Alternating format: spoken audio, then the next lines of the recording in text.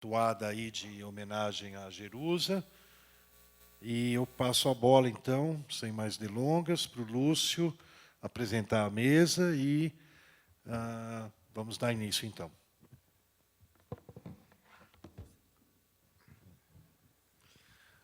Bom dia a todas e todos. Nós estamos abrindo aqui segundo dia, né, da série de palestras e eventos relacionados à Flipbook e à homenagem a Jerusa Pires Ferreira.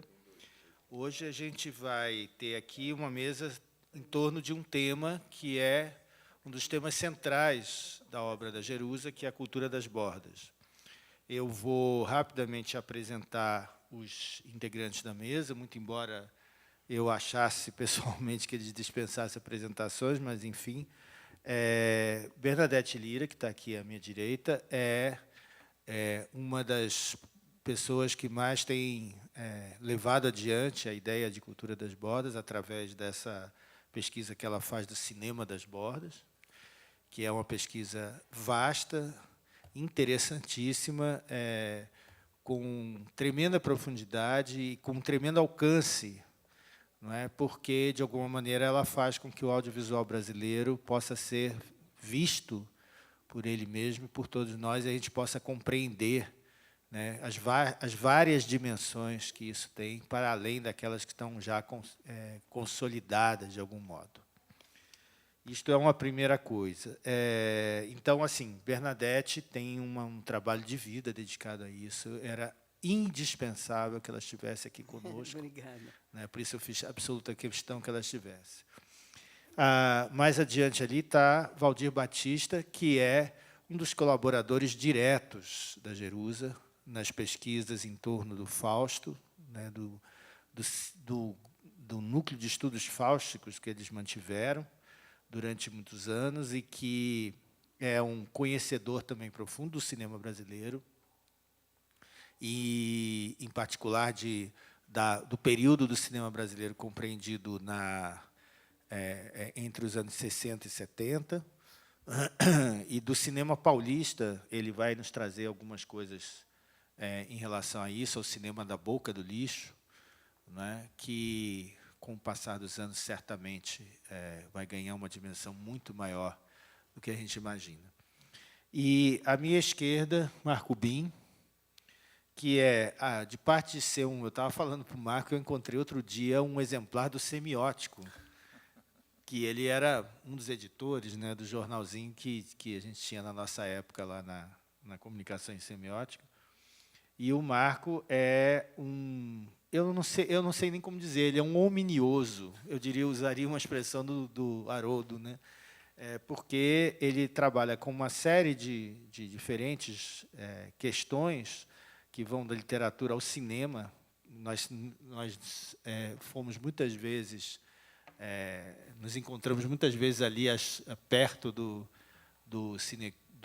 antigo Estação, né? Ali na Paulista, nem sei como, no Augusta, né? E é uma pessoa que faz uma leitura também totalmente orientada por essa ideia da cultura das bordas, e eu achei que era muito importante que ele estivesse conosco. Eu não me propus a fazer nenhuma fala, eu pessoalmente, nessa mesa, só sou coordenador, mas eu achei por bem, pelo menos, lembrar algumas coisas que a Ademir ontem também lembrou, a Ademir Assunção lembrou ontem também no começo da fala dele.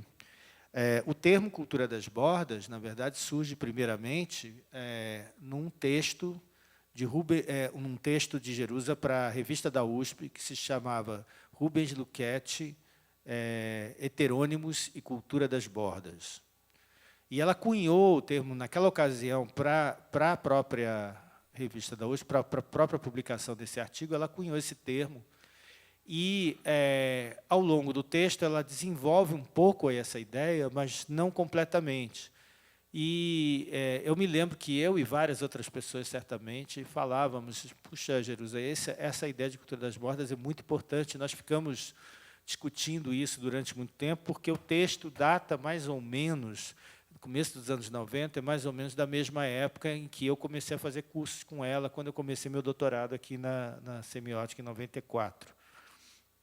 E aí, assim, passaram-se os anos, ela foi recolhendo os textos e resolveu escrever um artigo, eu me lembro bem, quando ela escreveu essa parte introdutória, que se chama justamente Cultura das Bordas, na parte introdutória do livro. É uma introdução que é um pequeno ensaio, em que ela resume, né, a maneira dela, ela tinha essa capacidade de síntese, né, e, ao mesmo tempo, uma certa relutância em desenvolver certas coisas, mas, ao mesmo tempo, ela disseminava isso em vários lugares. Por exemplo, nos vídeos que estão passando aí fora, tem várias ocasiões que ela fala disso. Né? Mas eu acho que o primeiro parágrafo do Cultura das Bordas aqui, enquanto texto, né, na introdução desse livro, eu acho que sintetiza muito bem. Ela diz assim: Bordas é hoje, para mim, quase marca e chancela. Quase marca, não é? Porque não seria uma marca completa, ela não quis que isso se tornasse uma espécie de identificação definitiva, mas também é uma chancela, porque também abre caminhos. Né? Essa ideia corresponde a um projeto, a uma atitude teórica que vem bem de longe. Foi sendo construído o conceito de cultura das bordas a partir da consideração de espaços não canônicos, trazendo para o centro da observação os chamados periféricos, privilegiando segmentos não institucionalizados. Bordas é também um desafio, solução para alguns impasses e nomenclaturas, como de margens e marginalidade ou cultura periférica. Essa denominação cultura periférica, por exemplo, estava começando a emergir naquele momento em que ela escreveu o Rubens Luquete, sobre o Rubens Luquete, e ela já percebia essa diferença que o Rubens Luquete representava, inclusive em termos temporais, né, como ele trazia essa dimensão do dito periférico já desde antes e como ele elaborava isso de forma original e diferente. Esse conceito poderá, em certos planos, ainda confinar-se com o de Kitsch. No entanto, é bem diferente na medida em que este se aplica a uma fenomenologia do gosto, o Kitsch. Aliás, bem discutível. Então, ela, de algum modo, também criou uma forma de evitar as possíveis traduções, né, apressadas dessa ideia. Ela, portanto, é uma ideia que ainda está em processo de construção, ela ainda está em processo de disseminação, e ela é algo que eu acho uma das formulações mais interessantes sobre um desenho que a gente encontra, de modo geral, em todo o continente sul-americano, na América Central.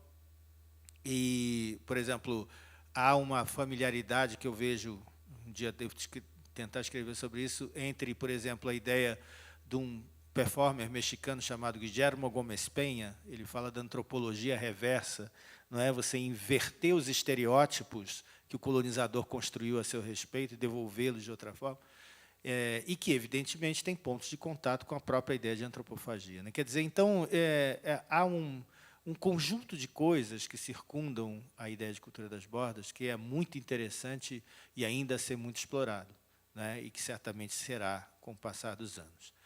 Bom, e eu não querendo me alongar, para não fazer jus à minha fama de fidel, aí eu vou passar a palavra à Bernadette Lira, a quem agradeço muito pela presença. Bom dia a todos. Estão me ouvindo bem? Eu estou rouca porque eu cheguei da bela ilha de Vitória, Guananira, e batida pelo mar, pelo vento, e chego em São Paulo, no aeroporto, já senti o peso, o imenso peso do ar de São Paulo, que queimou minha garganta, de alguma maneira. Então, estou bastante rouca, isso não é charme, realmente rouquidão da poluição paulistana, que, apesar de tudo, eu amo bastante. Bom, eu dei um pequeno título para a minha fala, Jerusa Ferreira e Glória Anzaldúa, Histórias pelas Bordas das Bordas. Eu sou grata a todas e a todos, gratíssima a esse bravo conjunto de companheiras e companheiros da PUC, em especial essa magnífica professora Lúcia Santaella, aqui presente, e ao professor Lúcio Agra, pelo convite, pela generosidade de incluir meu nome entre os nomes de pessoas que conheceram e amaram Jerusa Ferreira, e que, com ela, partilharam fragmentos de vida. Grata pela rara oportunidade de falar sobre os íntimos laços que unem as minhas pesquisas sobre cinema de bordas com as pesquisas sobre a cultura das bordas dessa inesquecível, inspiradora criatura, de quem hoje reverenciamos a distinção e a graça com as nossas homenagens. Eu quero começar com uma pequena autohistória, uma viagem no tempo, repassando pelos anos 80 e 90. Ao final, eu lhes direi porque eu a conto aqui. Os anos 80 e 90, foi um período em que os debates sobre o pós-modernismo e o pós-estruturalismo entraram nas universidades, provocando a desestabilização de certezas, de verdades e desintegração de epistemologias. Quem viveu esses tempos lembra muito bem, o professor acabou de mencionar isso. Eu tinha acabado meu mestrado na UFRJ com um estudo sobre um ritual religioso da cultura negra, o Ticumbi. Faz parte das minhas escolhas por temas não hegemônicos da cultura. E eu fazia meu doutorado na ECA USP, revirando o cinema marginal de ponta cabeça. Comecei, então, a me interessar, dada a situação da época, que estava brotando na época, por artigos e trabalhos escritos por mulheres, em contraposição àqueles escritos por homens, que certamente eram os prediletos dos cursos de pós-graduação. Entre tantas mulheres que busquei, posso dizer que duas teóricas, ambas ligadas à literatura e a estudos da cultura, ambas quase que com o mesmo trajeto de vida, que fronteiriças, eu encontrei alguém que marcava, as duas, ambas, aliás, marcavam as buscas ligadas à literatura e aos estudos da cultura, que me reconfortavam enquanto eu me constituía como uma doutoranda.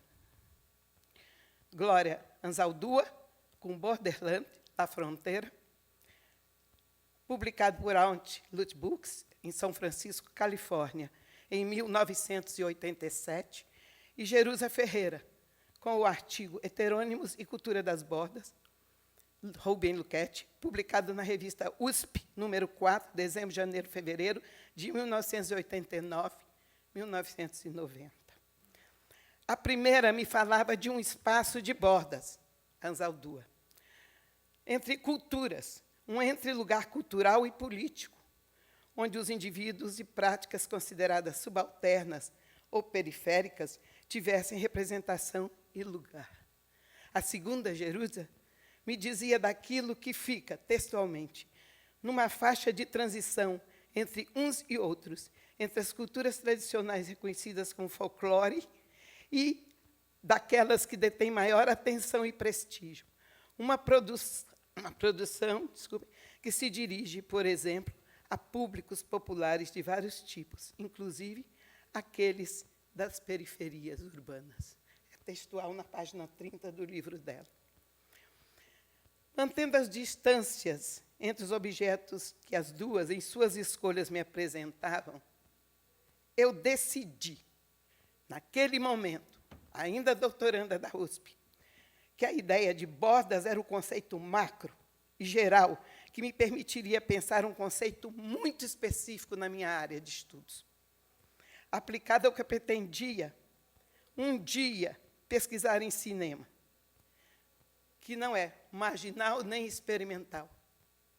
Eu descartava esses dois conceituais de cinema para tentar um terceiro. A isso eu chamei de cinema de bordas, tomando como ponto de partida o vivido e o experienciado por tantos realizadores autodidatas, sem formação cinematográfica outra que aquela da observação e da repetição de imagens fílmicas já vistas. Realizadores sem recursos para produzir e idealizar seus filmes, quase todos moradores de cidades pequenas, subúrbios, lugares distantes do eixo central de produção. Eu sabia de muitos com esse perfil pelo Brasil profundo. E sabia que eram eles os que eu chamava até então de os sem tela.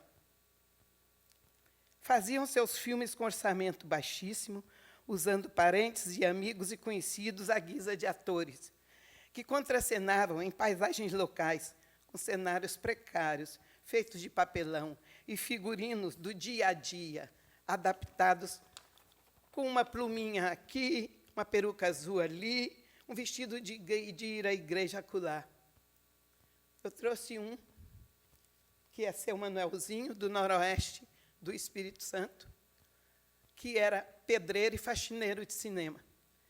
E ele fazia seus filmes com uma câmera toda trepada, toda amarrada, com base naquilo que ele via no cineminha do interior.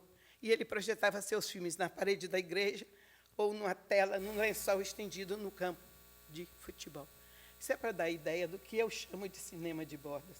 E como eu pude adaptar essa ideia da Jerusa de bordas e da Zaldúa de fronteiras a um tipo de cinema que era completamente não visto no país, mas que borbulha, perpassa, pipoca. Ainda hoje eu sou testemunha por todo esse Brasil imenso, por todo esse Brasil profundo. E uma das maiores características desse tipo de filmes de cinema de bordas, pelo menos o que eu chamo de cinema de bordas, é o regionalismo. Porque eles nos ensinam o que vai por esse país afora, coisas que a mídia não sonha.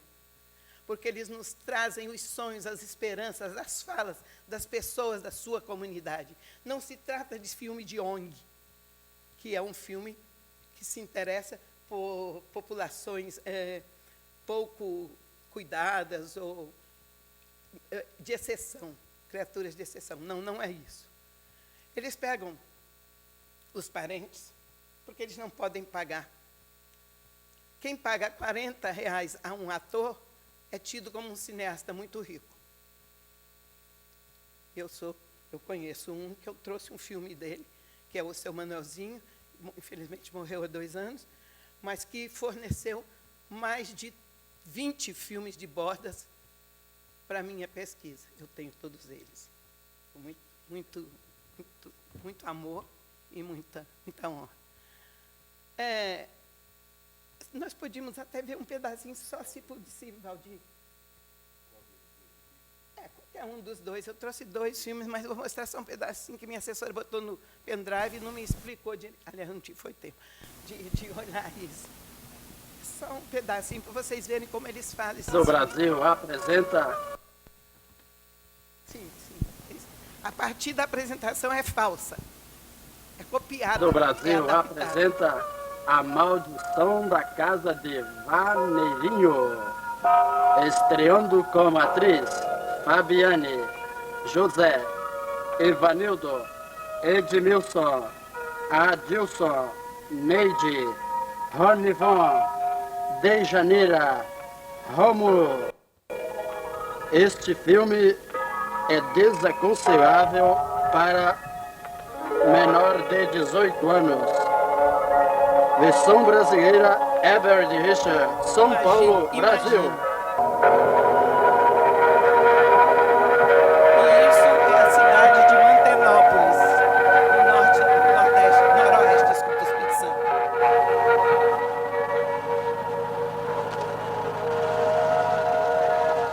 Noroeste do Espírito Santo. O som está alto, obrigado.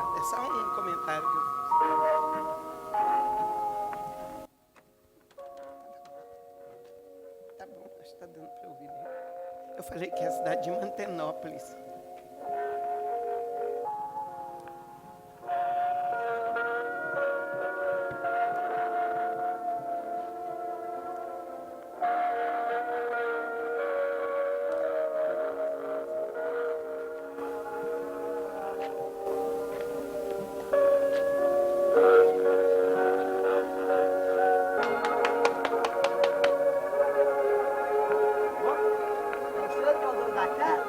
Esse é seu Manelzinho. Como sempre, o diretor é o ator principal dos filmes. O senhor que é o dono da casa? Sou eu mesmo. Qual vai chegar? Dá licença. É porque eu vi uma placa ali escrita que aluga, então eu estava querendo alugar essa casa.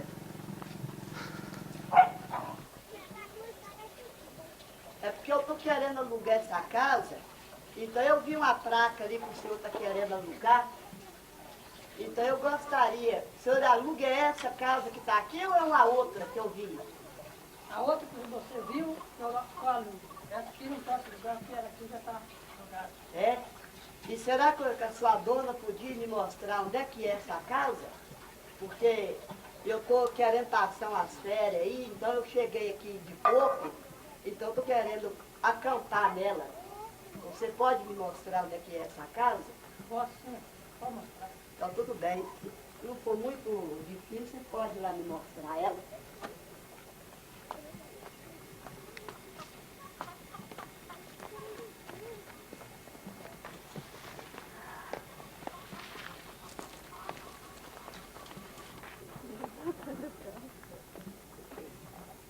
Observem que é tudo em tempo real, não tem a técnica do corte, da montagem, do grift para Solange.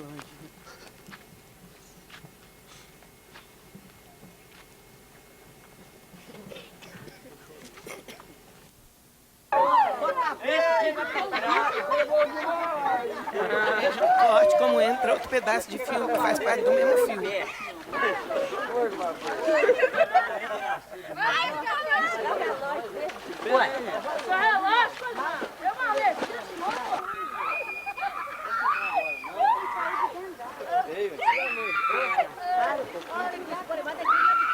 Você virar pra cá, ó. Isso é o grito do diretor de fora que entra no filme. Pera aí. E essas são as atrizes, as estrelas.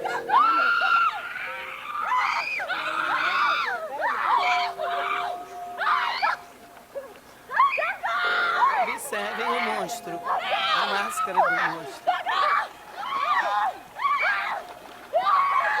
Para as meninas correm apavoradas.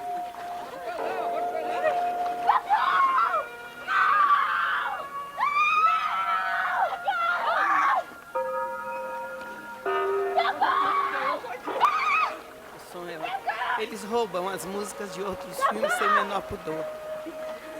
Não pagam um tostão de direitos autorais.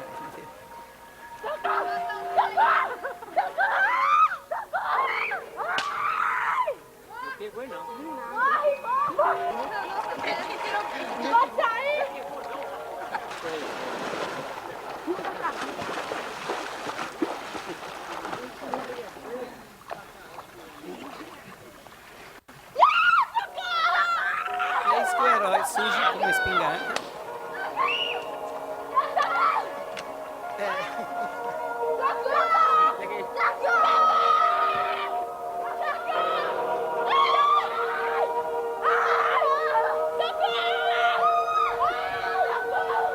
Isso demora bastante. Sai fora! Sai fora!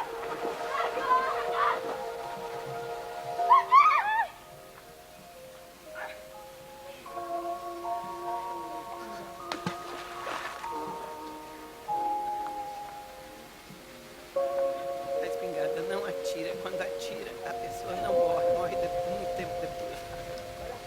É sempre assim. O que é aquilo? Que coisa horrível é aquela lá? É um monstro! Meu Deus do céu, da onde vem isso? Vambora!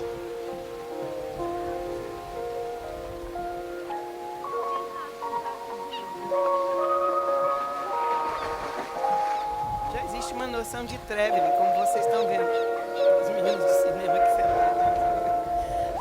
Já existe uma noção de traveling, mas é porque ele viu isso em algum filme. E ele faz praticamente não que ele conheça, nem sabia, eu perguntei. Pegou. Traveling, o que é isso? Ela pegou um grande.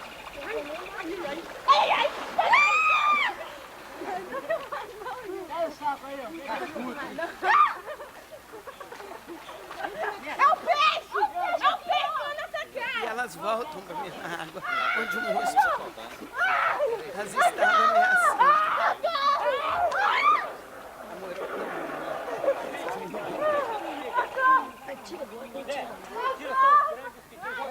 Pai!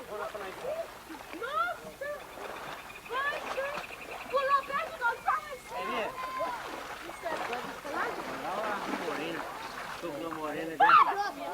aqui o chão,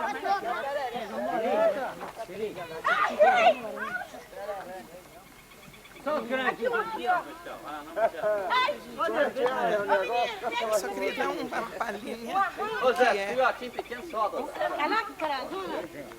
do que é. Eu quero saudar o meu companheiro, o professor Gelson Santana, que apareceu aqui inusitadamente. Como, aliás, é sempre assim. Ele é misterioso. Os meninos aí o conhecem bem. Professor de cinema, cineasta, formou muita gente e aqui está presente. Eu faço questão de fazer essa pausa, me desculpem. Mas é um companheiro de 38 anos. Bom, voltando. Isso aí é seu Manelzinho. Como vocês veem, é tudo improvisado, é tudo feito muito precariamente. É um gravador ao lado com a música. O professor observou, adorou a música, né? Que ele deve ter roubado de algum filme. E é isso mesmo, isso é que é o que eu chamo de cinema de bordas. Como veio, mas como vocês veem, retomando a minha falinha, o conceito de cinema de bordas brotava em mim, naquela época, com todo o seu esplendor, a partir da leitura das duas teóricas, Anzaldúa e Jerusa Ferreira, abrindo veredas, um tanto alucinadas, pois que o conceito que elas apresentavam corria na contramão de conceitos fixos e inamovíveis que sustentavam a teia de teorias cinematográficas daquela hora. Quando, em 1996, eu estava em um grupo de pesquisadores da Jornada de Cinema da Bahia, fundou-se a Sociedade Brasileira de Estudos de Cinema, hoje com o acréscimo do termo audiovisual. As coisas andam. E começaram os encontros da nossa Socine, né, Valdir? Eu observei que os sem tela, que era como eu os chamava, nem sempre, aliás, nem sequer eram mencionados em apresentações tão ricas, tão diversificadas, tão valiosas como as que vinham de todo o país nos encontros anuais da Socine. Então, lá um dia, eu criei coragem, me lembrei de Glória e Jerusa e montei uma mesa com o título de Juntando os Cacos, reciclando o lixo nas bordas do cinema brasileiro. Foi apresentada, não sem algumas reclamações, sem senões que lá estavam, e com muito espanto de alguns dos meus ilustres companheiros de Socine.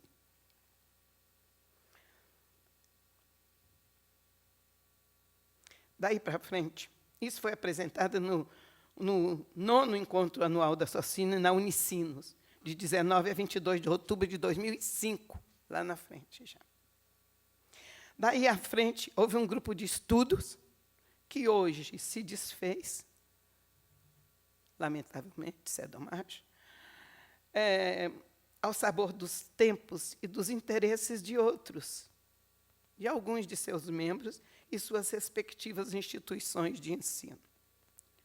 O grupo foi desfeito totalmente. Houve 6 mostras de cinema de bordas patrocinadas pelo Itaú Cultural, na sede da Avenida Paulista. Professor, era a própria descentralização do centro. do centro oficial, pois ali as bordas é que eram o centro. Eu estou respondendo ao artigo 6. Afinal, os sem tela viam sua produção na telona, aplaudida por centenas de espectadores que enchiam a bela e correta sala de projeção do Instituto. Gente que nunca tinha visto o seu filme numa telona. Nós trouxemos alguns. O Itaú trouxe, é óbvio. Os que puderam. O seu Manuelzinho veio. Se recusou a aceitar a passagem de avião. Os que não entravam naquele negócio. E nós tivemos que destacar alguém que fosse, na hora certa, a rodoviária, buscar seu Manuelzinho. Que foi recebido assim, com honras de cineasta, que ele merecia.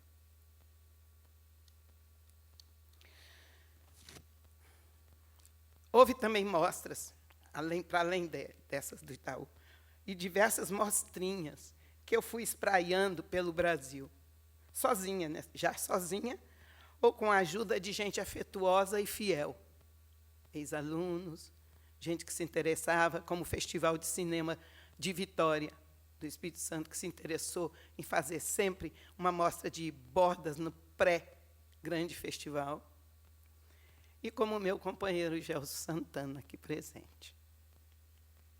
Mas tudo aconteceu naqueles tempos, queridas e queridos, quando eu ainda era uma jovem apaixonada por tudo que fosse contrário ao status quo, coisa que eu ainda sou. Hoje, uma velha professora cansada de guerra, rodeada das folhas secas da morte de tantas ilusões acadêmicas. Meus alunos, ex-alunos aqui presentes, sabem a que eu estou me referindo. Na noite do lançamento deste livro, eu esqueci meu exemplar, está aí? Não. Deste livro, Cultura de Bordas, eu recebi o convite e fui. Tinha um mundo de gente, talvez mesmo algumas das pessoas que aqui estão nesse anfiteatro, certamente os mais próximos a Jerusalém, lá estava, o professor Água estava. Valdir, não me lembro. Sentei-me ao lado de Jerusa. Beijei sua mão. E contei-lhe exatamente essa história que eu acabei de contar a vocês. Ela me olhou com aquela ternura que escorria pelo canto dos olhos, me abraçou com toda a maciez, beijou minha testa, escreveu a seguinte dedicatória: para Bernadette, com o carinho que sua pesquisa merece. Jerusa. Por isso eu estou aqui. Para agradecer a essa maravilhosa mulher que, juntamente com a mestiça Andalzua, plantou a raiz conceitual e me fez correr a seiva que alimentou o cinema de Bordas. Que, afinal, não é apenas mais um cinema. É um sonho que sonhamos em conjunto. Nós todas e todos que desejamos uma epistemologia agramatical que traga para as universidades o debate sobre todas as formas de expressão da cultura que, de uma maneira qualquer, estejam submetidas ao menosprezo, ao maldizer, ao esquecimento, à indiferença, por entre as fronteiras dessa nossa sofrida e amada América Latina. Obrigada.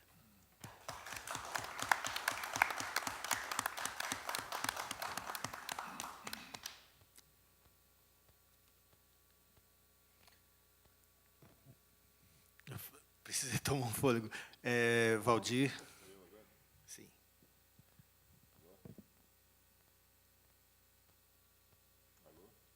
Se você quiser, eu uso esse aqui. Esse está bom. Esse está bom. Alô? Então, bom dia a todos. É um imenso prazer estar aqui na companhia de vocês. Obrigado, Lúcio, pelo convite. É um prazer estar aqui com o Marco Bin, com Bernadette Lira, né, para falar sobre a Jerusa e sobre esse conceito que ela criou de cultura das bordas, né, que é bastante importante, é muito caro também a mim, né? Eu, inclusive, em um dos meus trabalhos, a influência da Jerusa, em um dos filmes que eu fiz, é bastante importante, né? Nesse filme especificamente, que eu vou mostrar um trecho para vocês, né? Que o nome é Bang Bang, não confundir com Bang Bang do Andrea Tonati, né? Que fala sobre os faroestes feitos aqui no Brasil, né? E que mostra bem esse espaço, né? Que a Jerusa criou, né? Que essa intersecção, esse espaço de intersecção, né? Cultura das bordas, né? Borda é uma fronteira entre centro e periferia, é uma fronteira entre popular e erudito, né? E é sempre um espaço de negociação, né? E a chamada boca de cinema, né? Que eu tive o prazer de trabalhar lá quando era garoto, né? Quando era bem jovem, fui assistente de direção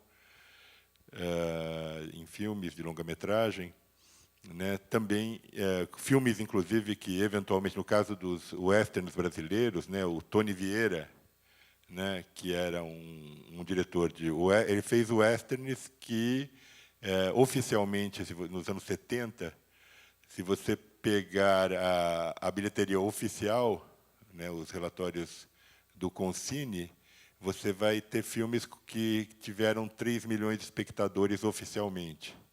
E, naquela época, havia uma burla importante, que o Concini tinha um ingresso obrigatório, uma série de coisas que o Collor acabou em 89. Então, tinha todo um controle de bilheteria.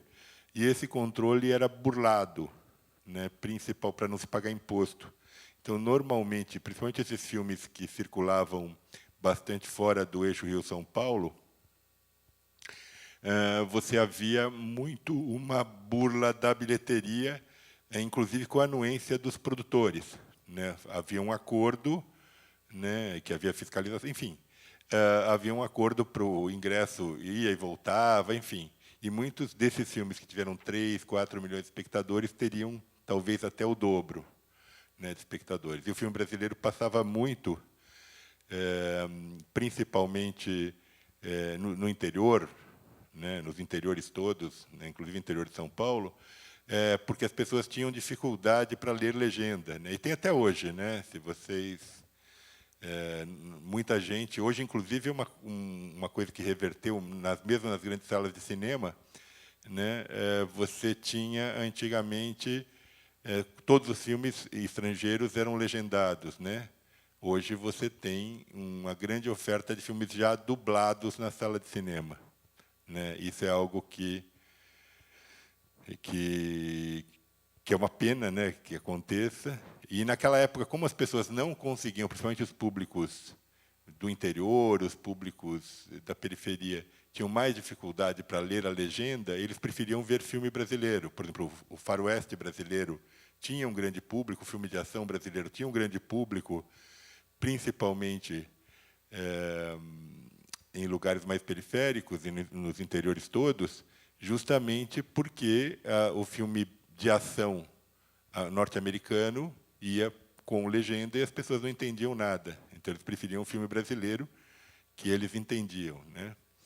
Enfim, e então você tem filmes, A Boca de Cinema, né, que vocês devem conhecer, né, fica geograficamente ela está ao lado da Estação da Luz, que era onde os filmes eram despachados para o interior. Então, A Boca de Cinema, ela tem essa origem que as distribuidoras de filmes começaram a criar suas sedes ali perto da Estação da Luz, justamente que o sujeito vinha do interior marcar os filmes, né, alugar os filmes, e facilitava para despachar os filmes para o interior a partir do trem, né, isso no começo do século XX.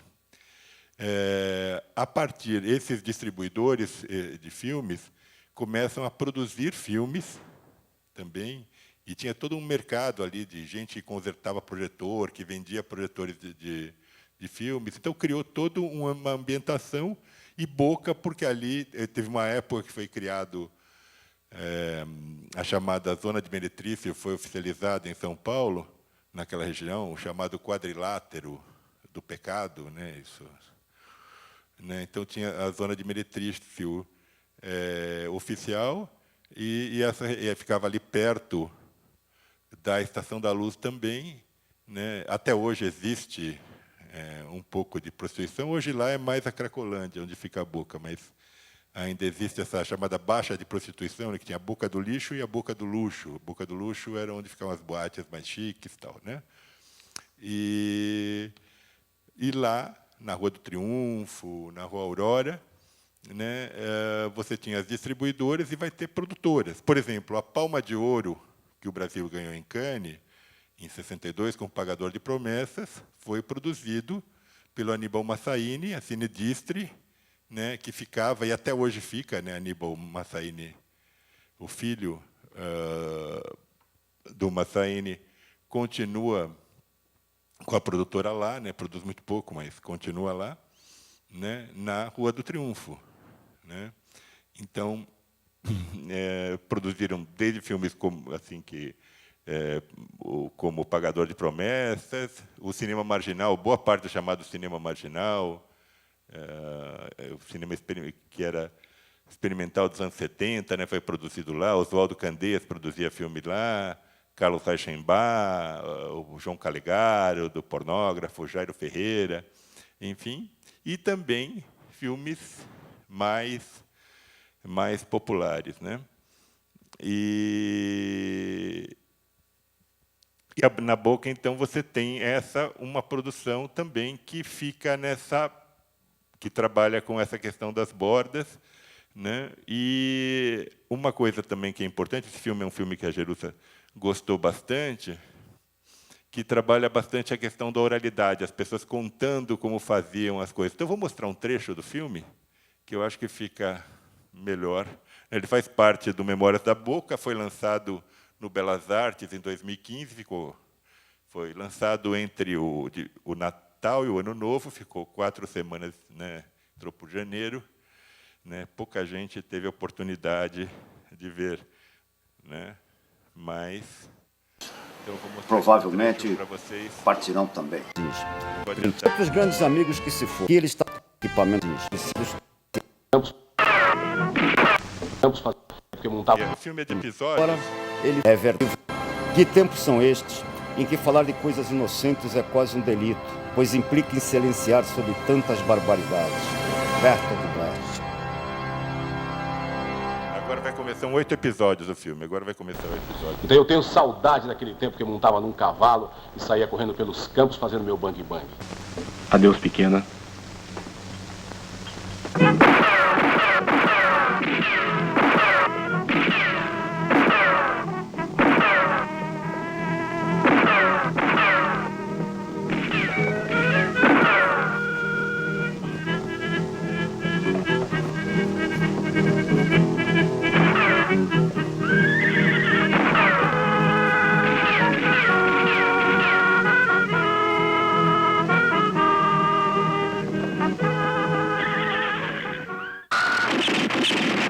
Bang é o seguinte, se você não vai levantar, não, se você dá um soco no cara, vou fazer mal feito, assim, fica feio.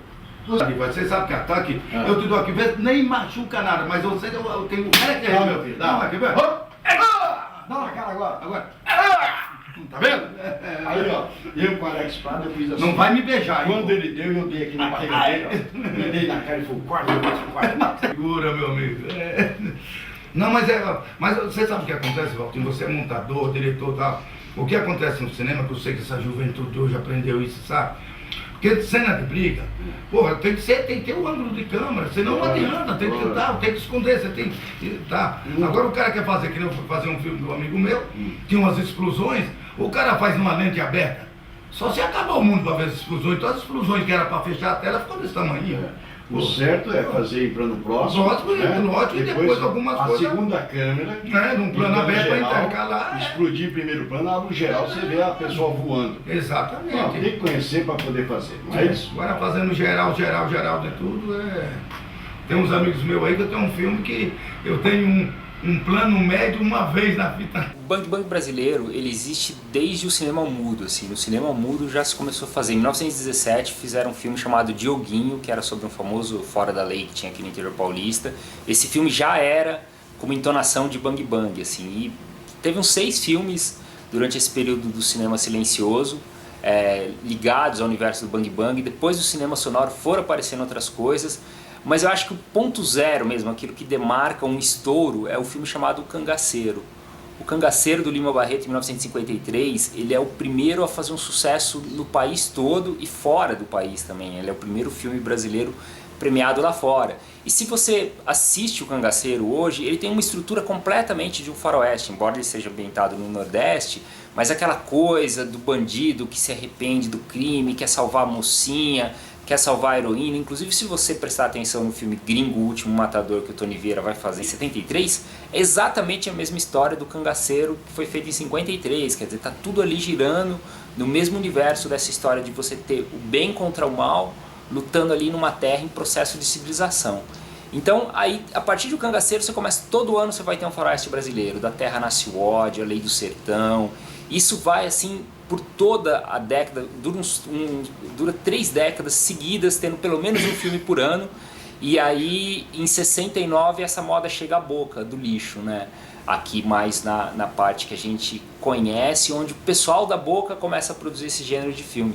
Primeiro a Turma do Galante faz uns filmes de cangaço, né, que é o Cangaceiro Sem Deus, o Cangaceiro Sanguinário, são 2 sucessos de bilheteria, e o Candeias começa a fazer Meu Nome é Tonho, que aí já vai abrir caminho. Nessa mesma época o Rubens Prado faz o Gregório 38, que é outro sucesso também, e ali no comecinho dos anos 70 entra o Tony Vieira em cena, e se passa toda a década de 70, já aí muito aproveitando também o sucesso do western spaghetti italiano, que fazia muito sucesso nas telas, e você vai até 83 sem que nunca se pare de fazer Bang Bang, sempre com muita intensidade, sempre com um público cativo também, né?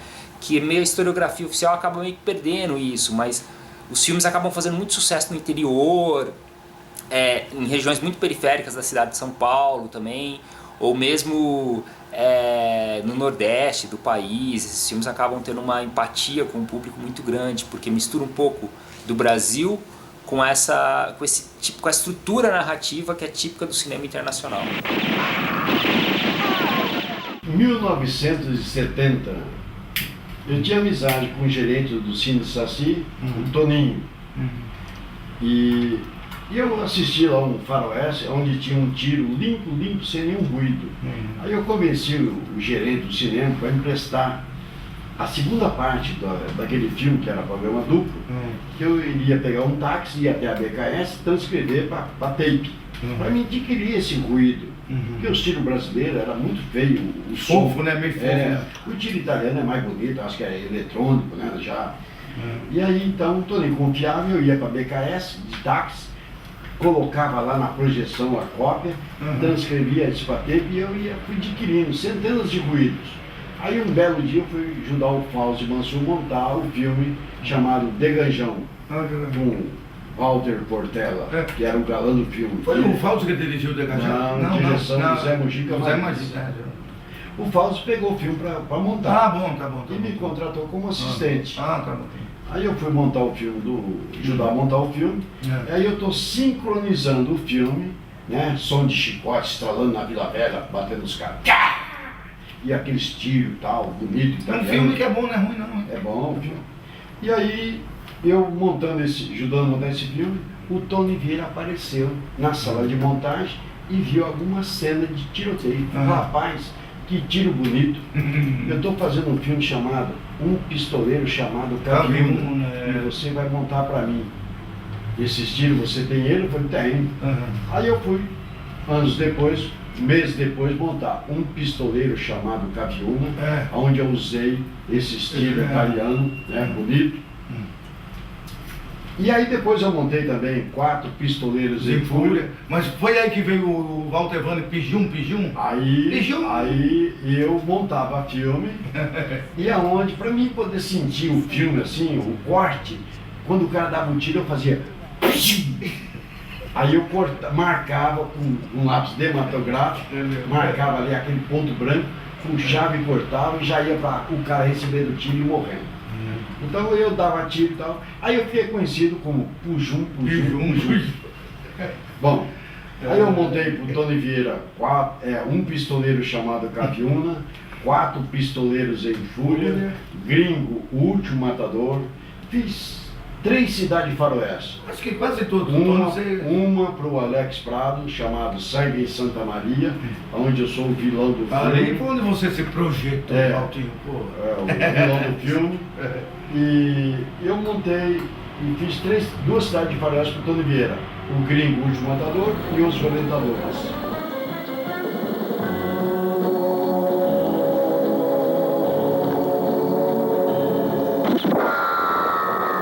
Bang Bang sempre fez parte do imaginário, principalmente da minha geração. Eu acho que já deu para ter uma ideia, né? Que aqui já era feito com uma outra, eu considero, né, como cinema de bordas, né, o cinema feito na boca, também a Jerusa também considerava, mas é um cinema já industrial, né? Por exemplo, o Valtinho, Walter Vani, que vocês viram aqui, o de bigode, que conta história, um grande contador de histórias, não sei se vocês perceberam, um contador de... Aqui na filmagem ele se segurou um pouquinho, porque ele fala muito palavrão, ele segurou um pouquinho, né, na hora de filmar, ele segurou um pouquinho a oralidade dele, né? A oralidade está um pouquinho travada, ficou engraçado, as pessoas riram, mas ele não é, numa mesa de bar ele é bem mais divertido, né?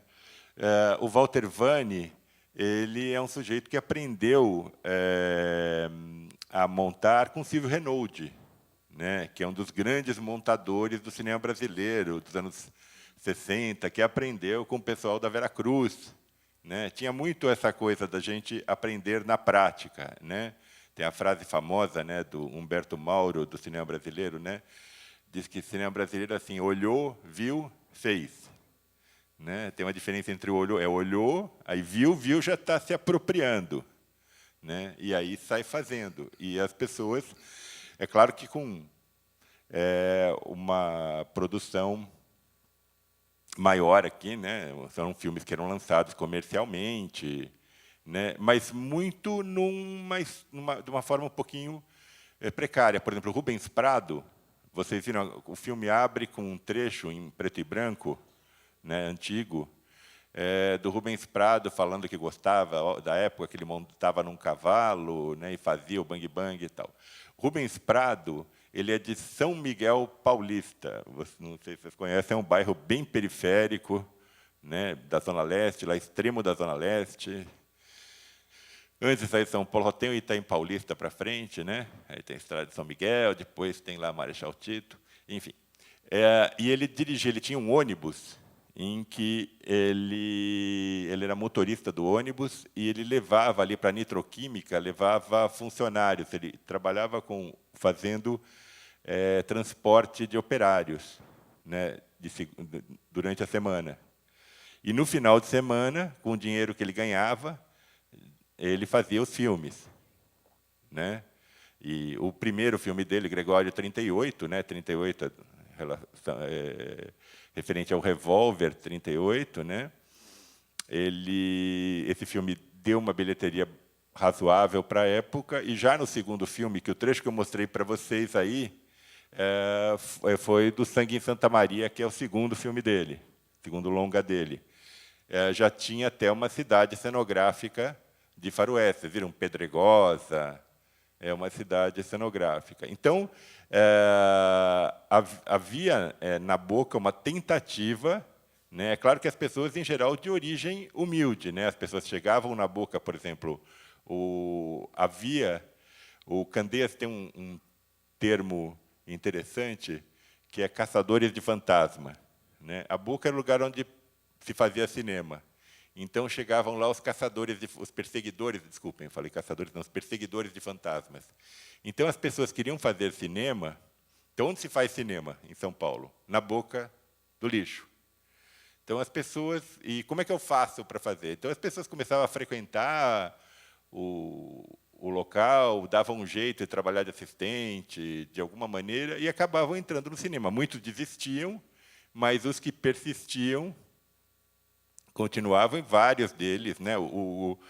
No caso do Walter Vani, como eu falei para vocês, ele também dirigiu filmes, ele também atuou como ator, mas ele montou 93 ou 94 filmes. E por aí ele fez quase 100 filmes na época da Moviola, né? O Índio, vocês viram a pessoa que conversa com ele, o Índio é ator, é o Índio, assim, filmes do Mazzaropi, etc. Ali que corta o cabelo do Neymar, tem um comercial de TV que o Neymar ia parar numa aldeia indígena, alguém para cortar o cabelo, não sei se vocês lembram disso, numa das Copas do Mundo anteriores, aí, quem aparecia lá para cortar o cabelo do Neymar era o Índio, né? O Índio é uma referência a José Lopes, né? José Índio Lopes. E ele também faz efeitos especiais, também fazia produção, né? Tem um pouco isso de as pessoas fazerem muitas coisas justamente para poder sobreviver. Se você faz uma coisa só, né, muitas vezes nem sempre tem emprego para você, né? Então, a Boca do Lixo também aí é um cinema de bordas bastante interessante, ainda não muito estudado, né? E que deu certo. Mas vocês viram as pessoas falando um pouquinho sobre linguagem, né, os planos, né? Então havia um interesse as pessoas não tinham aquela formação acadêmica de cinema que você começa a ter nos anos 60, anos 70, quando começam a ter os cursos de cinema, né? A forma mesmo, né, era a prática, né? E a Jerusa gostava muito também, né, desse ambiente da Boca, desses filmes que trabalhavam nessas bordas da cultura. Eu acho que já o meu tempo já deve ter esgotado, né? Acho que aí depois se alguém quiser perguntar.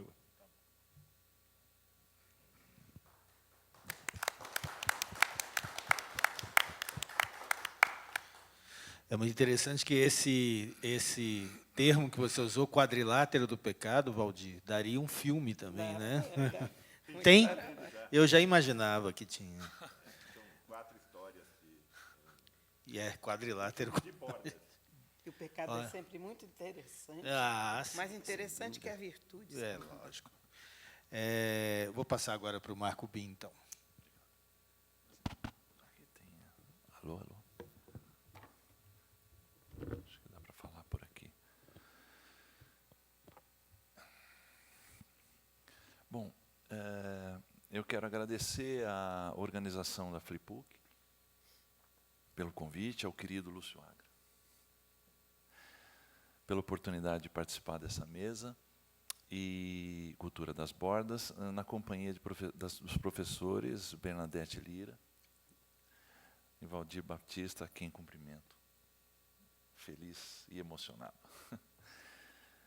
Obrigado a todos, bom dia e obrigado a todos pela presença. Escrevi um pequeno texto, se me permitem, faço a leitura.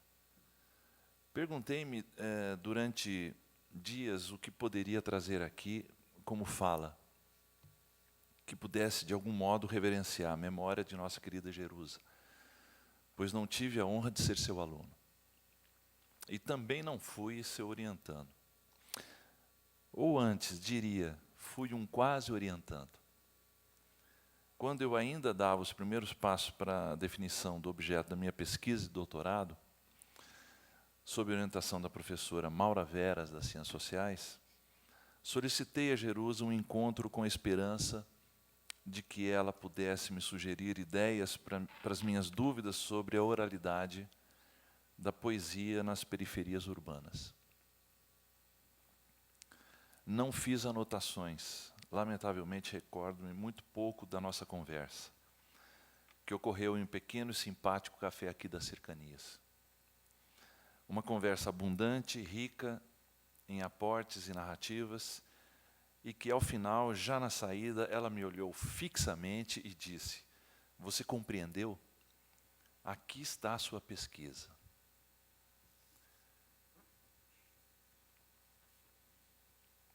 Mais do que sugerir um caminho, Jerusa me forneceu uma rica e generosa planificação, calcada em referenciais teórico-metodológicos, um novo mundo, do qual me utilizei de uma pequena e inebriante parcela chamada Posuntor. Não foi pouco, pois a partir da leitura da introdução à poesia oral, de sua autoria, pude compreender o rito performático da declamação, por exemplo, de Navio Negreiro, realizada pelo poeta Elber, em meio ao caminhar por entre as mesas de espectadores de um dos saraus, em profundo silêncio estático, como se fosse um navio tumbeiro singrando por mares de pessoas. Mas perdemos por um tempo o contato e a chance de novas conversas. Passaram-se os anos, defendi minha tese sociológica e poucos meses mais tarde tive a oportunidade de comparecer no lançamento do livro Cultura das Bordas. E em meu exemplar, Jerusa escreveu uma dedicatória, esperando que as bordas nos aproxime mais. A partir de então, de fato estivemos mais próximos, participando de encontros promovidos pelo Centro de Oralidade, assistindo suas palestras, visitando na companhia da querida Mônica, em sua deliciosa casa na Rua Bahia. Porém, ficou gravado em mim uma incompletude da qual a vida não se incumbirá de resolver. Como teria sido se eu me desse conta de que a minha pesquisa estava ali, ao sabor de sua orientação? O que posso fazer é o que faço nesses anos. Aqui e ali, um breve esforço para imaginar como poderia completar o irremediavelmente faltante. Se encontrei a voz sociológica da poética periférica, como seria compreendê-la, tendo a oralidade e a gestualidade como suporte maior de sua comunicação? Ou mais além, depreender algo da força xamânica que a inspirava, tal como Jerusa descreveu em sua experiência com os chuvaches. Ou como ela explica ao falar das populações siberianas. Abro parênteses. O verbo xamanizar como dando conta do acesso a patamares inacessíveis aos não iniciados, falando-se em educação dos xamãs pelos espíritos e associando-se a ela poderes especiais. Fecha aspas. O que é a performance do sarau dos fundões de nossa metrópole, senão um ritual xamânico, dotado de força e encanto muito especiais? Meus encontros com jovens poetas das periferias e a racionalidade antropológica muitas vezes nos deixavam em claros impasses comunicacionais, como pertencentes a mundos diferentes, onde a chave só poderia estar na entrega espiritual. Ou ainda, como profetiza Jerusa, em silêncio e clamor, no tempo e espaço sujeito a outras escalas, ao qual o xamanismo confiou a sua memória. Como Jerusa me escreve em sua dedicatória, referindo-se a Gennady Aigui, este poeta do Volga fala por todos nós. Não pude vagar pelo encanto de seus olhos a esse respeito, e assim perder-me em alguma de suas descrições contemplativas, introduzindo-me ao cerne desse texto cultural, das práticas do oral e do corpo, que me abririam novas portas a respeito da cultura periférica e das bordas.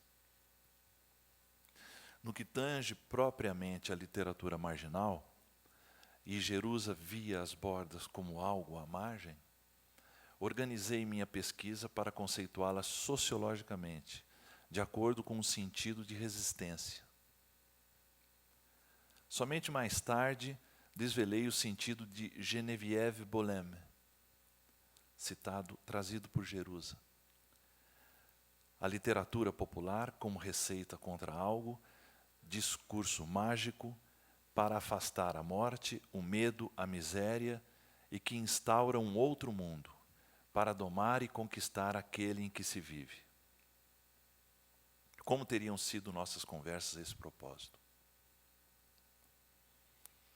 Também o sertão me marcou de modo indelével nos relatos e nas performances dos jovens poetas das periferias, como representação das vicissitudes urbanas. Por alguma razão, havia a magia do sentir atávico, da dor longeva, mas também do sonho e da esperança. O sertão de Antônio Conselheiro, Glauber Rocha e de Elomar. Ouvi-los em sua oralidade era sentir de alguma forma a origem das veias abertas de um Nordeste profundo, da injustiça, da violência e da miséria reproduzida no cangaço e em sua repressão. Haveria aí uma relação direta com as paixões e as lutas do romance do cordel de Antônio Silvino, apresentados por Jerusa. E destaca um trecho. Peito a peito, luta insana, que cenas indescritíveis, indignas da espécie humana. Foram 6 horas terríveis. E Jerusa complementa, eram 51 bandidos contra 120 soldados enfurecidos. Imagem de luta e insubmissão que se sintoniza com as palavras de Graciliano. O que nos consola é a ideia de que no interior existem bandidos como Lampião. Quando descobrirmos o Brasil, eles serão aproveitados. Nada mais apropriado para os nossos dias. Mas retomo o fluxo das minhas imaginadas orientações com Jerusa e com os temas que não pude compartilhar. Deus Diabo, que atravessa Bacurau e irrompe com a literatura de cordel. Sobre seus poetas, é interessante acompanhar a análise de Jerusa. Pode-se falar da memória, da grande força de um discurso comum, uma espécie de reconhecimento de temas e até de uma certa unidade do imaginário que tem a ver com o Brasil profundo, se puder considerá-lo como um todo. Pode-se dizer também que ela consegue revelar anseios e compensações, expectativas de grupos não privilegiados ou subalternos, e que termina sempre por expressar a condição de vida das classes populares, suas vicissitudes, suas formas de anúncio e de denúncia. Como não enxergar aí o poeta que declama nos saraus periféricos? A memória que processa nossa mestiçagem, o barroco que desponta como instrumento ideal para forjarmos nossas lendas, sonhos, visões memoráveis, a expressar os signos do nosso destino. E também como não considerar, por nossa querida senhora barroca, toda a dimensão e complexidade da cultura das bordas, ao narrar o insólito cotidiano comum de toda uma Latinoamérica, em diálogo com o real maravilhoso de Carpentier. Imaginário que emerge dos signos de nossa história e de nossas culturas populares. O maravilhoso insólito, encontrado cotidianamente no estado bruto, latente, em nosso continente, fundamentado na cosmogonia barroca, o barroquismo americano que se constitui com a miscigenação, a consciência de ser outra coisa, de ser uma coisa nova, de ser uma simbiose, eis o que somos. Eis o que depreendemos das agruras e das belezas desgarradas do sertão jerusiano e projetadas por todo um continente barroco, imerso em sua pulsão telúrica.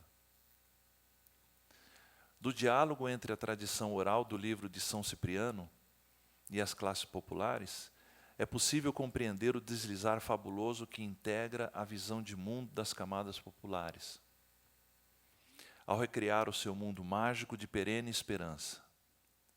A utopia contida nos versos poéticos é a pura sabedoria popular, veiculada em uma poética oral, oriunda das experimentações míticas e das negações vividas a cada dia.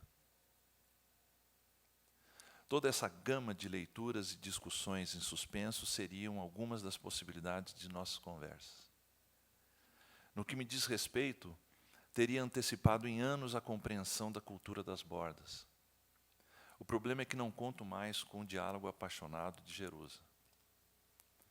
Desse modo, tanto como me foi possível imaginar o que seria minha aproximação com a generosidade confabular e genuinamente barroca de Jerusa, expresso à melhor maneira retrotópica e ucrônica minha apaixonada homenagem a esta inesquecível amiga e pesquisadora.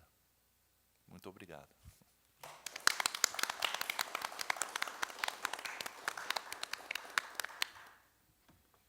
Obrigado, querido Marco. Eu acho que agora a gente tem ainda um tempo para perguntas, para a gente prolongar essa conversa. Eu já vou começar tentando levantar a bola. Eu anotei uma frase, não sei se era do Índio ou do Valnei, em que ele diz assim: tem que conhecer para poder fazer. Não é? Que, de algum modo, ouvindo agora o Marco Bin, isso reforça a minha sensação, é algo que é muito, ao mesmo tempo, muito fabuloso e muito doloroso na nossa própria história. Não é? Uma história de um país que negou a uma parcela considerável da população, se não certamente a maior parte da população, a possibilidade do conhecer para poder fazer. Não é? E essa negação é em torno dela que a gente está girando aqui, de algum modo, né? A cultura das bordas sendo a possibilidade de reversão dessas dívidas todas, dessas situações todas de exclusão, mas, ao mesmo tempo, demonstrando uma extraordinária capacidade de pensar essas coisas, não é? A partir daqueles que não se conformam, não é? Com a... eu estou lembrando Luiz Melodia falando, né? Quem tem, quem não tem, não se conforma, né? É isso. Então, se eu não tenho essa possibilidade, eu invento essa possibilidade, ou eu procuro, já como dizia o Oswaldo de Andrade, né? Só me interessa o que não é meu, lei do antropófago, né? Eu procuro, de alguma maneira, conquistar isso, né? Então, a gente está observando aqui também uma espécie de narrativa da luta pela conquista do conhecimento, né? Da possibilidade dos fazeres. Né? E eu acho que isso é uma das coisas mais extraordinárias desse processo, né? Como toda uma civilização que se constrói, né? se constrói a partir dessa luta pelo conhecimento, né? E como isso é determinante para o nosso referencial de quem está na universidade. Isso é muito importante perceber, porque é importante perceber o papel que a gente tem também dentro da universidade, de produzir a possibilidade de que todos possam ser incluídos nisso, né? Até para que essa universidade não permaneça sendo da forma que é, né? E possa se desfazer do seu, dizia-se isso em outras épocas, né? Entulho autoritário. Né? Mas, enfim, isso é só uma digressão. Aí eu gostaria que a gente ouvisse agora a nossa plateia. Nesse sentido, eu posso acrescentar uma notinha de pé de página. A Anzaldúa diz que nós só podemos falar no modo de tradução, porque nós não podemos ser intransitivos com toda essa nossa conversa aqui. Nós não podemos ser intransitivos com toda essa parcela despossuída culturalmente. Mas nós podemos, do nosso lugar, de poder falar como um modo de tradução, sempre como um modo de tradução, nunca como colonizador, nunca como dono da verdade. Ninguém é uma ilha, nós somos múltiplos. Então, nós nos nutrimos do saber daqueles que estão próximos. Foi lindíssimo o seu depoimento. E, aliás, parabéns pelo modo de colocar. É poeta, né? Só podia ser. Mas nós só podemos falar assim, o termo é dela, o feminismo atual, a quarta onda, usa muito esse termo, é falar em modo de tradução. Nós não temos a voz. As bordas, nós falamos delas, mas dentro de uma situação de tradução daquilo que poderia ser, ou que é, mas que não é nosso. E nem nós queremos nos apropriar disso. São muitas, muitas e muitos os caminhos que vão bordejando essas fronteiras, essas margens, que vão por aí afora, sobretudo numa América Latina como a nossa. Eu só queria essa notinha de pé de paz na sua fala, porque a gente não é dono daquela voz, mas a gente pode traduzir aquela voz e se colocar humildemente na posição de tradutor apenas. Por favor, professora Lúcia.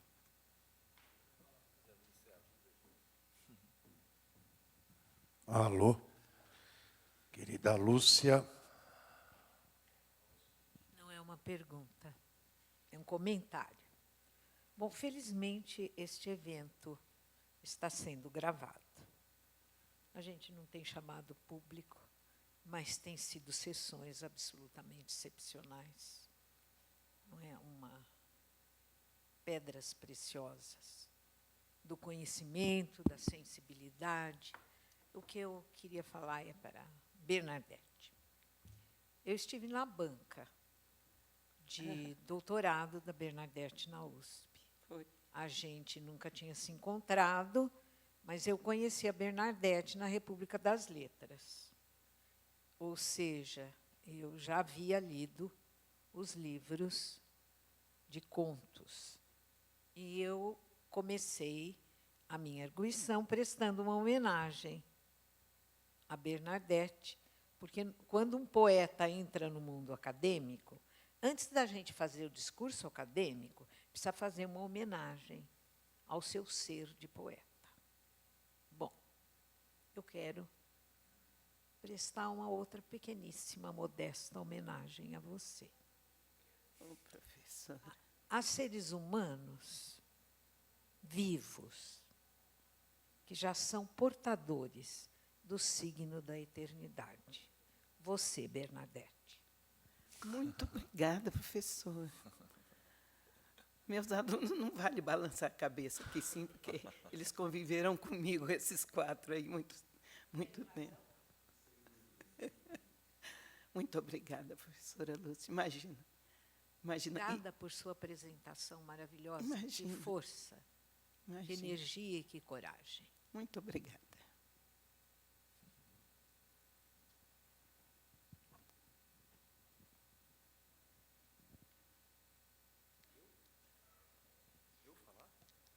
Bom, eu vou fazer a prerrogativa do orientando que de 2016, pelo menos, né, do falecimento de Boris até aqui, ia pelo menos 2 vezes por semana na casa de Jerusa, né? E além de tomar o chazinho, né, que a Luísa estava se queixando ontem que não compareceu ao chazinho, né? Eu tive esse privilégio, né, de frequentar chazinho com Jerusa, Boris, Vladimir Krisinsky, quando Krisinsky esteve no Brasil. Quando eu estive em Montreal, eu também tomei chazinho com Krisinsky. Mas e tem um outro detalhe, eu acompanhei a gênese do livro, né? A gênese não, porque a gênese eu ainda era um molecote pedalando nas ruas do centro do Maranhão, de São Luís. A gênese não, porque o texto sai na década de 80, né? No começo dos anos 80, pela revista USP. Se a memória não me trai, 83 ou 84. E um texto que, evidentemente, a gente lê quando está fazendo mestrado com Jerusa. E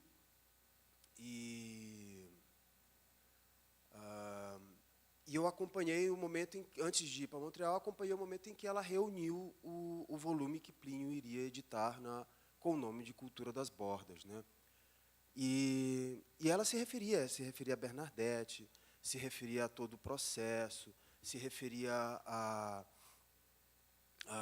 Carlos Reichenbach, evidentemente, né, colocar um Lúcifer de peruca loira na boca do lixo. E, bom, também é meio injusto, eu vou fazer só um comentário, porque eu, evidentemente, cheguei atrasado, porque morando na freguesia, mas, enfim. Tem uma dimensão que eu ando, ultimamente, tentando reforçar com relação a Jerusa, e que eu falei na homenagem na Casa das Rosas, né? Que é essa dimensão de pensamento da cultura em seu aspecto contemporâneo. O que quer que seja essa coisa, contemporâneo, porque a gente ainda não sabe o que é o contemporâneo, né? Em tese, a gente não sabe. Pelo menos em arte, a gente não sabe, né? A revista October tem um número dedicado a isso, em que os curadores, né, o famoso curador nigeriano, de nome difícil de pronunciar, Okwuemezor, espero que eu esteja pronunciando corretamente, falecido recentemente, ele abre o texto destrinchando exatamente isso, né, da dificuldade da gente estabelecer isso que é contemporâneo. Eu acho que a reflexão de Jerusa, ela é extremamente contemporânea. Ela é extremamente contemporânea. Eu queria aproveitar e lembrar também uma palestra que houve com o professor Laimer Garcia dos Santos, que é alguém que talvez pudesse ser convidado para falar sobre Jerusa, era alguém de quem Jerusa sempre tecia comentários. E Laimer, ele tem uma palestra dele aqui na PUC, recente, uns 3, 4 anos talvez, não sei, enfim. E ele fala exatamente, ele recupera Max Bense, né, essa dimensão da informação, né, que Max Bense está antevendo toda essa discussão que nós travamos hoje sobre digital, sobre o contemporâneo, etc. Ele está antevendo em Hélio Oiticica, em Haroldo de Campos, né, nesses autores todos, né. E, a meu ver, Jerusa também tem uma dimensão desse tipo, por causa do trabalho com a voz, né. Esse ir e vir que nós estávamos falando ontem sobre o tecido fáustico, né, esse movimento incessante, essa voz que é uma coisa que rompe dicotomias, né, ela rompe dicotomias. Eu acho que é basicamente isso que eu tinha para comentar. Eu imagino que os colegas devam ter falado sobre isso, desculpem. Opa! Então, primeiro, parabenizando a mesa. Muito maravilhoso poder ouvir tudo isso. A gente estava comentando exatamente a dimensão de beleza e de afeto que a gente percebe, enfim, que a gente está vivendo esses dias. Mas eu queria fazer uma questão assim um pouco para a Bernadette e para o Valdir, que me chamou muito, me deixou bastante curiosa, a cena do cinema do seu Manelzinho, ele fazia. Manelzinho, do seu Manelzinho, da cena do lago, em que as garotas fogem, enfim, de um monstro que é um monstro que é calcado, digamos, aquela projeção, aquela construção, no imaginário completamente midiático, né? Então, é um monstro com aquela máscara e não é, sei lá, um ser da água. É uma máscara de Frankenstein, diga-se de uma passagem. máscara- Eu tinha uma máscara dessa. Uma que ele máscara usa de ali. Frankenstein e não é efetivamente um ser da floresta, né? Sei lá, alguma coisa. Não é isso, né? Quer dizer, esse monstro é construído nesse imaginário, assim como o Bang Bang, né? Por isso que eu juntei esse, construído nesse imaginário midiático, mediatizado. E aí queria que você falasse um pouquinho sobre isso, quer dizer, que é um dos temas também que a gente discute bastante a partir da obra da Jerusa, o quanto essa memória na cultura é tecida dessas apropriações e desses descartes, quer dizer, aquilo não deixa de ser bordas por trazer alguma coisa que está tão fora dela, porque não está, né? Enfim, queria te ouvir um pouquinho sobre isso. Não quer falar. E Valdir também, né, a escolha das músicas, então totalmente pautado. Teve uma lá que eu falei para a Lúcia, eu falei assim, aquilo é Zorro, né? Então parecia uma música do Zorro no Bang Bang. Então, desses processos de construção mesmo do texto cultural, né? Eu só posso dizer Obrigado. que aquele monstro, ele é repetido depois no Espantalho Assassino, que é um outro filme imperdível do seu Manelzinho. E é uma máscara de carnaval, porque ele não tinha ninguém para fazer uma maquiagem, como hoje nos filmes de terror, tem especialmente alguém, há especialistas, inclusive, em maquiagem de filmes de horror. Ele não tinha, então ele pegava o que ele tinha à mão, que era exatamente a máscara que o professor Agra que se lembrou que tinha um? Eu tinha, Imagina, mas é eu o queria só espantalho fazer uma assassino que é ao meu observação. lado. Eu queria só fazer uma observação que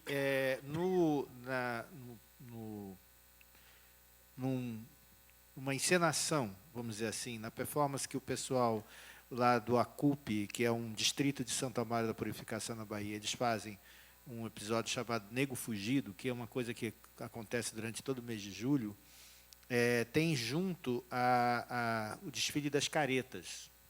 E no desfile das caretas acontece de ter tanto as máscaras feitas por um artesão de lá, que são máscaras incrivelmente mais interessantes do que essas, apavorantes, que poderiam, só não chegaram na mão do seu Manuelzinho, porque não se cruzaram os caminhos para isso, porque ele aí ia fazer uma coisa extraordinária, como também os meninos, no meio dessas caretas, que são feitas em papel machê, que são incríveis, assim, absurdamente incríveis, que se Jorge Lucas visse aquilo, ia querer botar também na saga da Guerra das Estrelas e tal.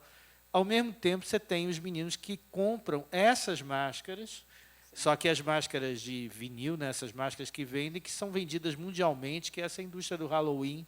Não é? Então, pegando esse universo do Halloween, ressignificando num vestuário, numa festa, que acontece numa comunidade periférica de marisqueiros, de pescadores, etc. E que se passa durante todo o mês de julho. E não por outra razão, porque no mês de julho faz menos calor e é possível você envergar essas roupas para poder fazer participar, né? Porque no meio do Nego Fugido, como o nome está dizendo, é obviamente uma coisa sobre a questão dos escravizados, né? Sobre como se dá essa perseguição, né? Tem um rei que vai ser no final destituído, não é, pela revolta dos escravizados. Mas, no meio disso, enquanto isso está acontecendo, isso é feito, vai parando em vários lugares, vai tocando tambores, vão cantando as músicas e vão acontecendo as cenas, mas, no meio disso, vão passando as caretas, para um lado e para o outro, aterrorizando, sobretudo, as crianças. É uma coisa que todo mundo passa por isso. Quando você é criança, você fica morrendo de medo. É um negócio assustador mesmo para ele. E depois eles se acostumam com isso e aterrorizam as outras crianças. E assim a coisa vai sucessivamente. Mas é só que eu lembrei, porque tem essa mistura, né? Como também, quando o Bim falou da declamação de Navio Negreiro, como é comum nos bares, que é aquilo que a Jerusa fala aqui logo no começo do texto dela, não é? A poesia declamada nos bares, dois grandes autores citados em todos os botecos, que são Castro Alves e Augusto dos Anjos, né? Que todo mundo sabe um trecho, né?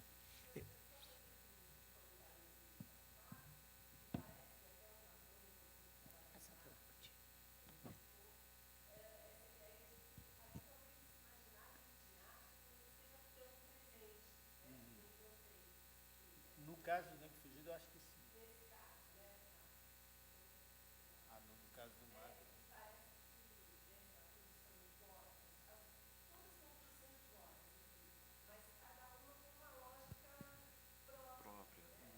E já gradações, né?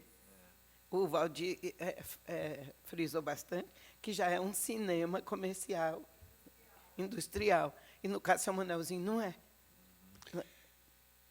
Mas a influência, por exemplo, do cinema norte-americano, que é a Máscara do Frankenstein, é a influência do cinema norte-americano, que é a influência também que na boca as pessoas têm, no caso aqui do Bang Bang e os filmes de ação, os filmes todos. Quer dizer, é impossível não ter. O Bacurau, por exemplo, né, dialogou. Não sei, eu acho que as pessoas todas aqui devem ter visto o Bacurau, né? O Bacurau dialoga com um filme de terror norte-americano também, uma série de referências ali que as pessoas estranharam num certo.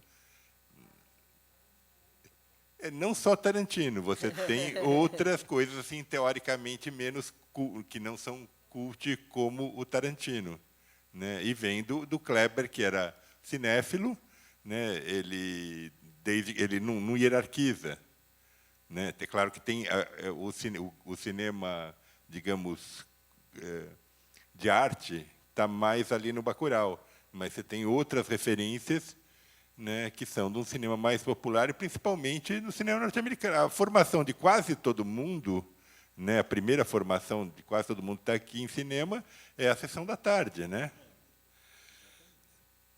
Então, o cinema americano é marcante nessas produções, seja do seu Manuelzinho, seja do Kleber Mendonça. Eu, inclusive, estava pensando, né, o que a Jerusa podia escrever sobre o Bacurau, né, seria a pessoa ideal para escrever. Ela podia escrever um tratado sobre o Bacurau.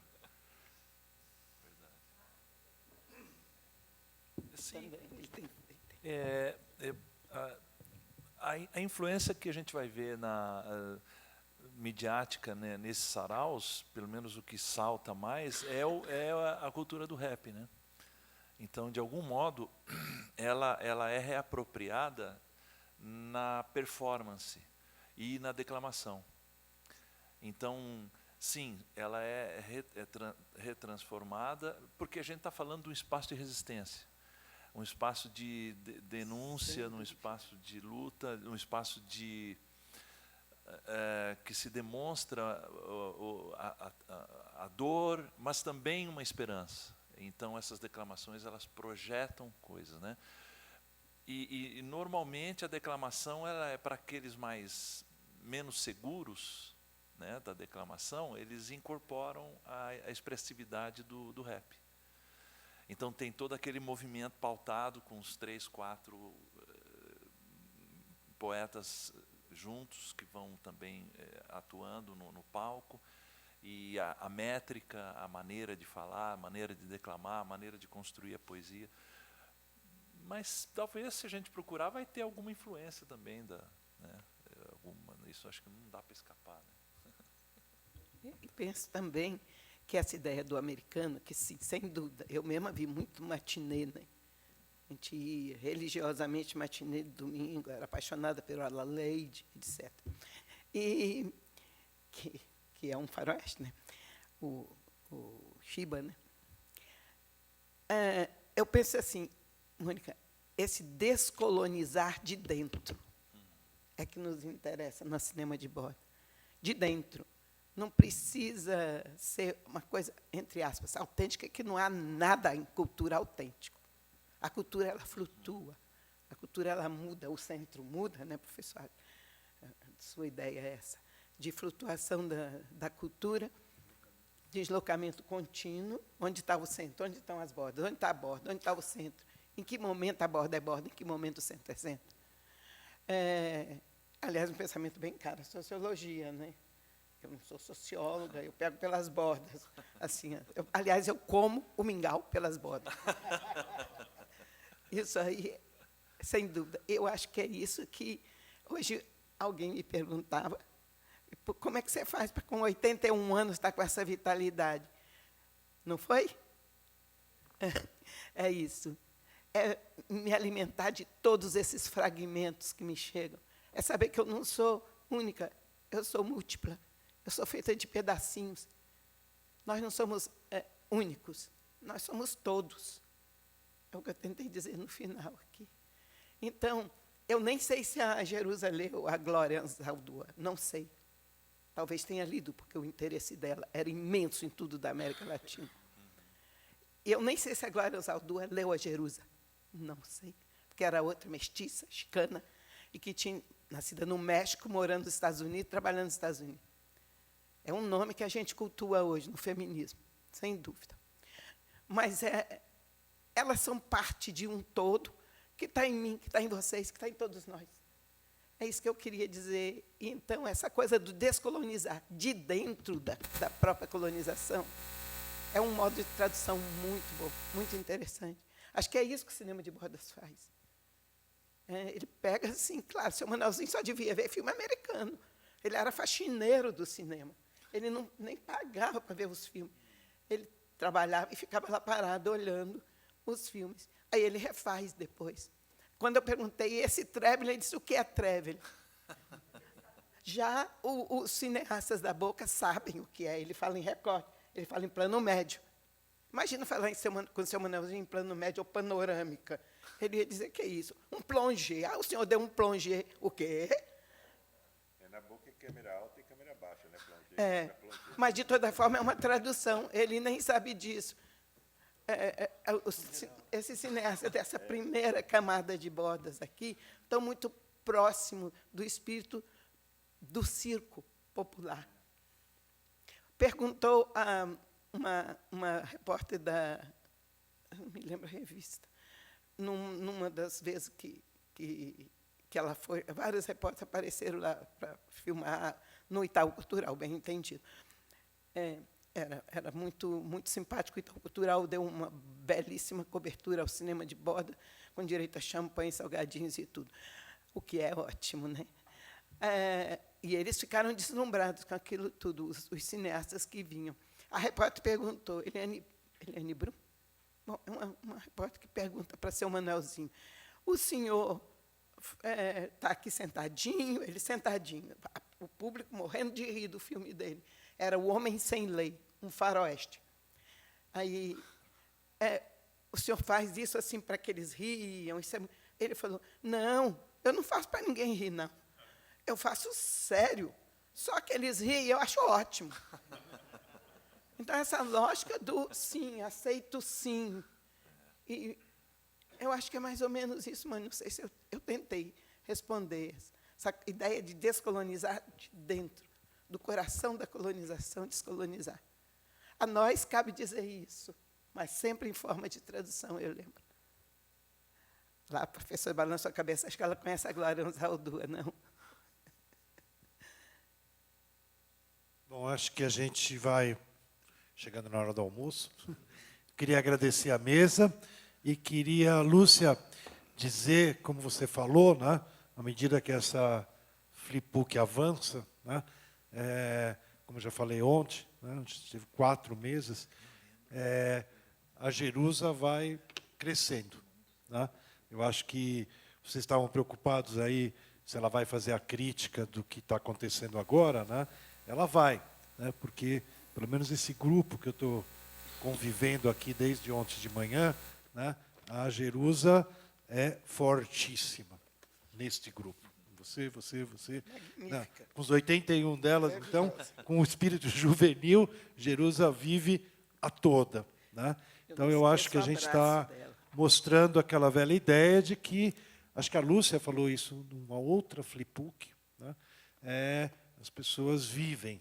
Né? Acho que você comentou do Haroldo, eu lembro, né, aqui na mesa, exatamente com essa ideia de que o Haroldo está vivo. Né?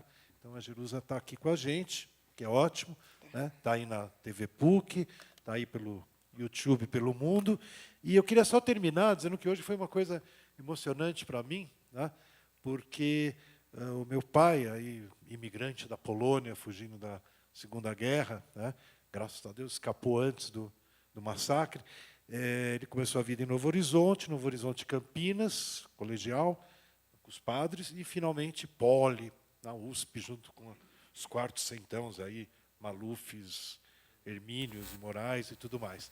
Mas ele começou a vida exatamente construindo salas de cinema no interior de São Paulo. Né? Beleza. E era essa coisa, né? Para construir as salas, tinha que articular com as distribuidoras lá na Boca, porque era todo esse sistema que funcionava. E é incrível, né, como o cinema brasileiro, né, tinha dias em várias cidades, porque eu acompanhei essa história pequenininho, mas vibrando com o cinema, crescendo, né, com as sessões do dia. Tinha dia que era só cinema brasileiro, só faroeste, só Mazzaropi. Era incrível, né, a força. Impressionante a gente chegar depois dos anos 60, 70, com tanta força política, né, do tudo que aconteceu, aquela efervescência que você mostrou aqui, né, ela caiu. Né? E, para dizer para vocês com tristeza, eu estava inaugurando pequenas bibliotecas pelo interior de São Paulo, num projeto da Secretaria de Cultura uns anos atrás, e fui procurar salas de cinema que meu pai construiu em todo o estado. Né? E, pasmem, né? Não sobrou uma. Né? Shopping, estacionamento, igreja, e acabou. Né? Aquelas salas grandes, bonitas, que tinha um monte de cidade, foram encerradas aí a sua função. Estamos de volta às 4 horas, né, Sônia? Tá legal. Às 2h30 tem uma oficina lá no outro prédio, e volta aqui às... Opa, cuidado aí. O Tucarena é mágico aqui. Vamos lá. Bom descanso e vamos seguir aí até amanhã à noite. Obrigada. Muito obrigada.